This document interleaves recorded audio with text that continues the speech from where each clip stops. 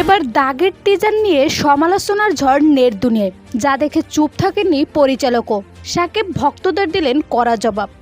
সম্প্রতি গতকাল প্রকাশ পেয়েছে দাগের সিনেমার টিজার, যে টিজার জুড়ে আফরান নিশুকে ভিন্ন লুকে উপস্থাপন করা হয়েছে। পুরো টিজার জুড়ে ছিল ধামাকাদার অ্যাকশন ও রহস্যে ভরপুর। তবে টিজার মুক্তির পর সমালোচনা হচ্ছে পুরোদমে। বিশেষ করে চলচ্চিত্রের বিভিন্ন গ্রুপে দেখা যায় শাকিব খান আর নিশু ভক্তদের মধ্যে বাকযুদ্ধ হতে। অনেকেই বলছে নিশুর এটা সিনেমা না, নাটক বানিয়েছে। কেউ কেউ আবার বলছে এই নাটক নিয়ে আসছে বরবাদের সাথে পাল্লা দিতে। কাউকে তো রীতিমতো কপি বলেও সমালোচনা করতে দেখা গেছে। তবে নিশু ভক্তদের কাছে প্রশংসিত হয়েছে দাগে টিম। অনেকেই বলছে নিশু বসের কাছে এমন একটা টিজারের আশা করেছিলাম। এমন ভিন্ন লুক দেখে অনেকেই বেশ মুগ্ধও হয়েছেন। এর মধ্যে পরিচালক শিহাব শাহীন বলেন, আমি চেষ্টা করেছি ঠিকঠাকভাবে একটা সিনেমা বানাতে, তাই পেরেছি। টিজার মুক্তির পর ভক্তদের ভালোবাসায় শিখতো আমি। যারা সমালোচনা করছে তারা করবেই।